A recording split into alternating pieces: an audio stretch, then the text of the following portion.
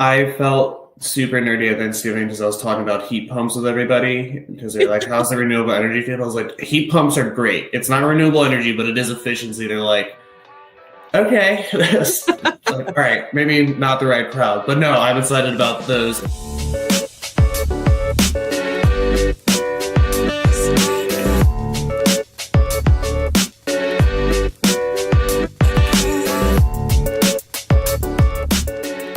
Hey everyone, my name is Aidan Sharon. I am the Associate Director of Global Earth Day at earthday.org, and today I am joined by Jennifer Layke. Jennifer Layke is the Global Director of Energy at the World Resource Institute and is a leader at the forefront of the clean energy transition. With a career dedicated to driving innovation and global impact, she leads a team of over 100 energy specialists, advancing solutions in renewable energy efficiency and energy access.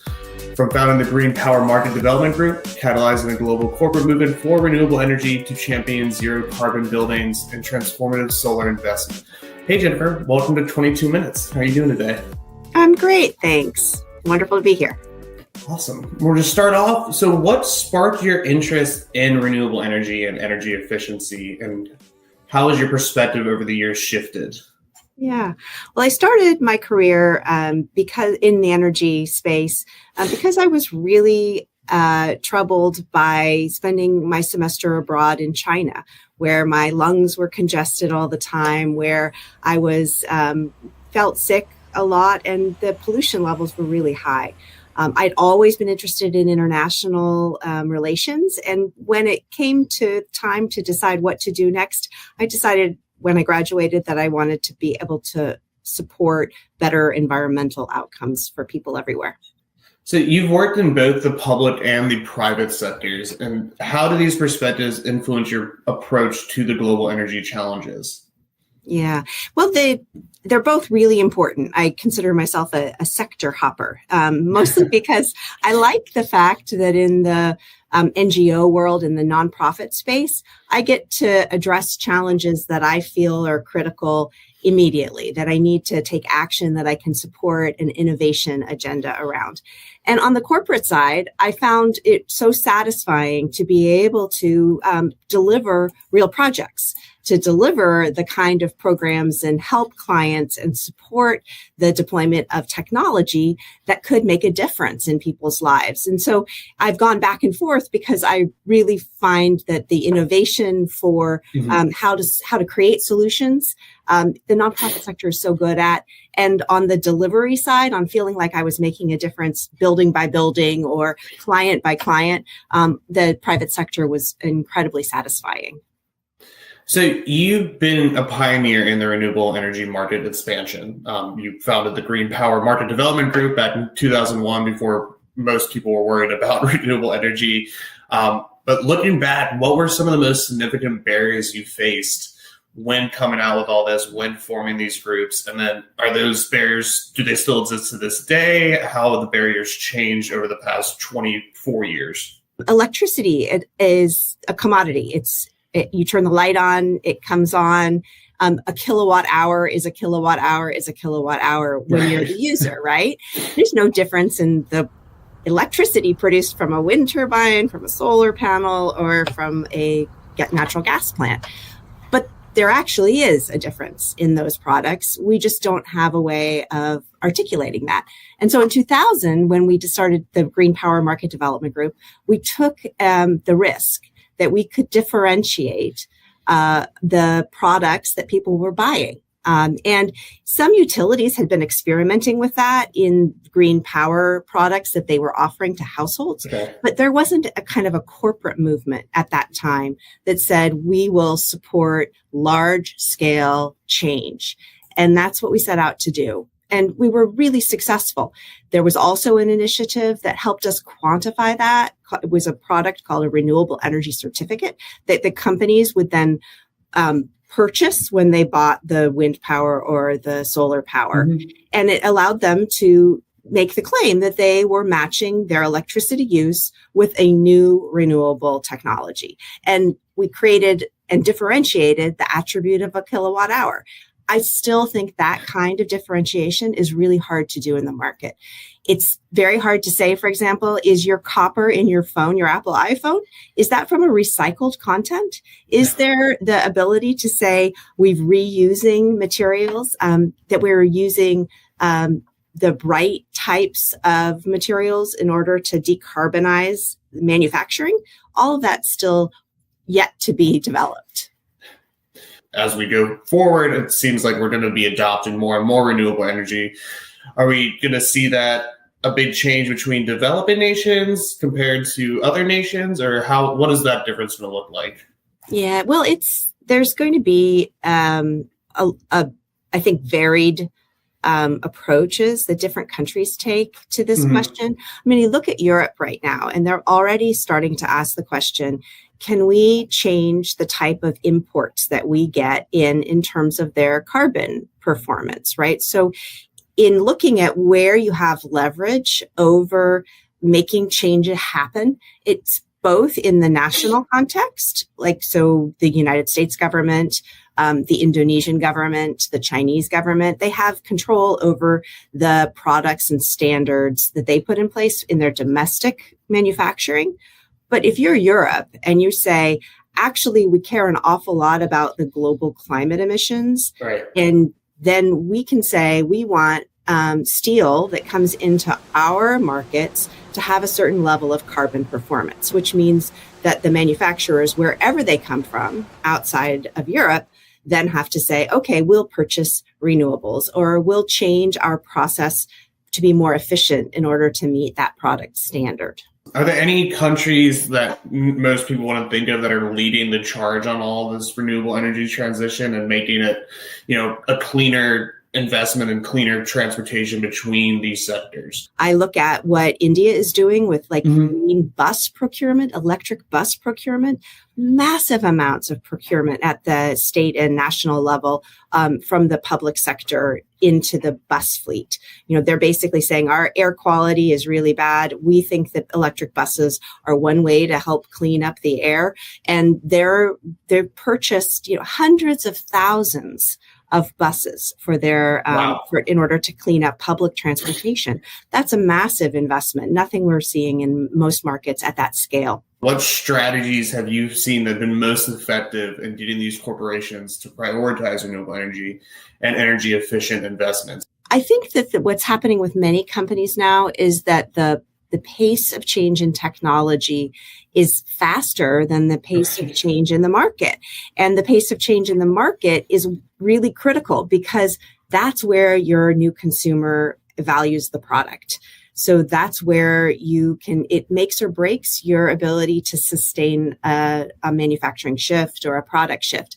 I mean, I look right now at the United States and the automobile industry and all of the risk that they've put into electric vehicles, only to find that once they got those early adopters, that the curve flattened a bit. And it's been harder to get all the way through to the mainstream consumer around electric vehicles. And that's in part for very good reasons, right? That's because we've also deploying the charging infrastructure at the same time. And so consumers are very worried.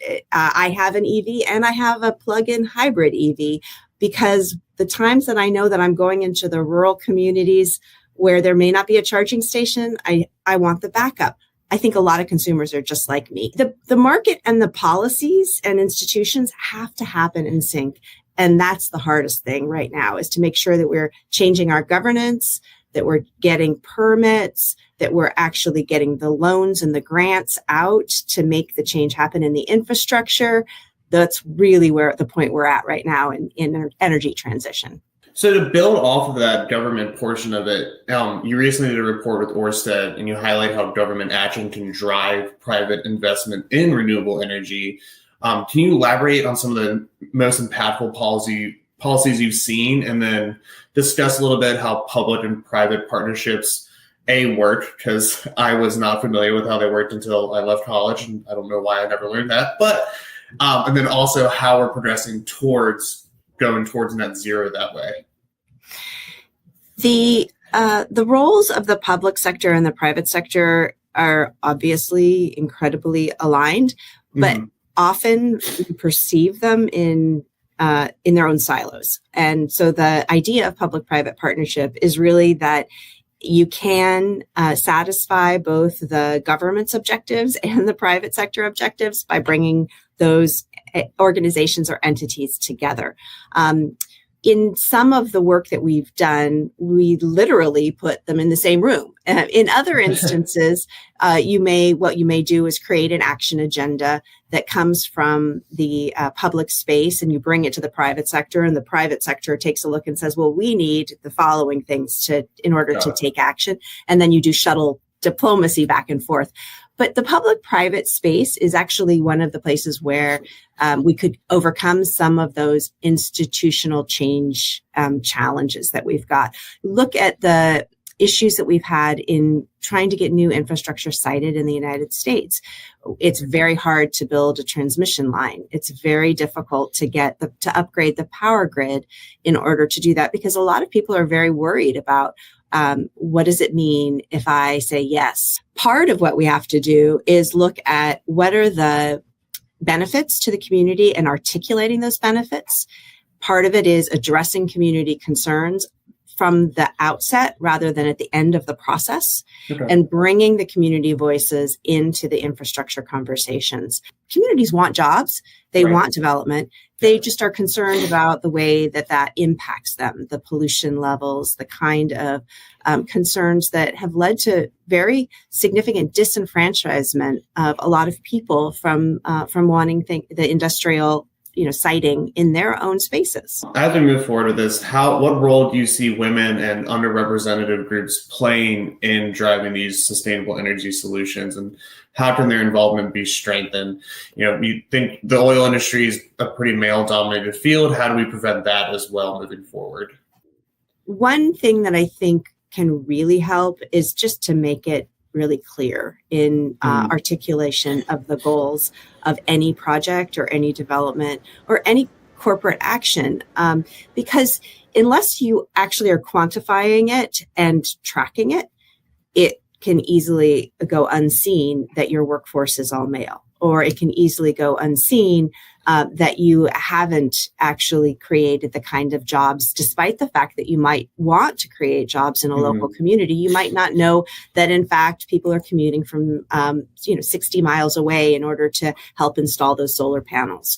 So part of what matters is the procurement, the contract language that you build into your projects. A lot of times what we're seeing is that when companies articulate the kinds of goals that they have for either gender diversification or for ensuring that underrepresented groups are part of the workforce, many times either a union or the local providers will say, well, we don't have the technical skills. So then you've got to look at, well, what are we doing in the educational system in order to get training for people? Because I can guarantee you that there are lots of people that want to be involved in the clean energy transition among all groups across society. It's a hugely interesting topic for people, but it doesn't mean that the workforce is there immediately. It means that you have to have a plan for how you're going to develop that workforce, and you have to track it with metrics. And sometimes that falls on the private sector, even though you might think it should be part of the public education system. It may not always be. Right. Yeah, we've done some work with the public education system, try to introduce climate education into all schools, and it's getting that transition period. It's a long road. It's not immediate, and I think you're rightfully saying that private sector is going to be the ones to kind of push it faster a little bit. But what innovations or breakthroughs are you most excited about when it comes to efficiency, when it comes to renewable energy in these coming years? What is really standing out lately? I think the good news is that there's lots of good technology that's ready to be deployed. I don't think of it as a technology problem. I know we have to get all the way to net zero, and maybe that last 10, 15, 20% of the change is going to be really difficult, but we're not there yet. We still have lots of low-hanging fruit that we can pick. So I love the fact that fuel cells are now, part of the agenda for heat. I love that heat pumps are really going to be part of every manufacturing for low temperature heat that you need in manufacturing and industry. Also for homes, there's a huge gain in efficiency if you put in heat pumps into homes. So there's a whole lot we can do. And I look at what happened with things like LED lights, Right. where, suddenly over the course of a 5-year period, we made the switch really fast. So now the question is, can we do the same thing with a couple of other technologies? I felt super nerdy at Thanksgiving because I was talking about heat pumps with everybody because they're like, how's the renewable energy field? I was like, heat pumps are great. It's not renewable energy, but it is efficiency. They're like, okay. Like, all right, maybe not the right crowd. But no, I'm excited about those. How do you envision WRI's energy team shaping global energy solutions for the next decade and then beyond the next decade? Our team works very much in this public-private conversation space. Yeah. And it's part of what we believe is that you have to build the capacity for these different players to talk with each other. And the opportunity is going to be around aligning incentives, ensuring that people have the data and information they need, getting the projects financed or funded, and helping to ensure that at the end of the day, we're addressing those things that are the biggest barriers. So I like to think of us as an orchestrator for change. And but we can't do that alone, right? In order for this to work, you have to have the entire symphony playing together. And in order to make that music, everybody has to be on the right pitch at the right time with the right entrance. And so I like the orchestra analogy. I think it's a really helpful way to think about this system dynamic that we need to be focused on. So we work in countries where there are major opportunities around the world, whether that's in looking at the minerals, the critical minerals for energy transition, and how we're going to get more recycling, or how we're going to get more safer mines, or looking at the environmental performance of mining. Really important. We can't have a slowdown in the transition because we are undercutting our forest or our goals around local economic development and putting people at risk. The other things that are super important for me are the fact that we've got a wide gap between those who have the wealth and the ability to take action, and those who are still left behind and left out of energy transition. And that's, there's still 760 million people in Africa and India and some other rural places that have no electricity delivered to them. So we've got a huge gap, and we've got to make sure we're closing that gap and bringing everybody into this opportunity, getting, electric scooters in order to replace diesel, which is really dirty and expensive in a lot of places. How do we think about this development agenda, and how do we change the economy in order to help all people be there? So what advice would you give to the policymakers, the corporate leaders, and even the young professionals trying to make a significant impact in energy and energy sustainability? The challenge we all face is doing things that are different than the way we've done them before. And so like the risk factor over and over again, when I talk with people about what holds them back, they think that these are risky technologies, that maybe because it costs more upfront, that investment isn't worth it, and that they can't take the investment forward because it's too expensive. But there's a lot of ways that we can keep working on those kinds of challenges. The technologies and the guarantees around their performance, really important.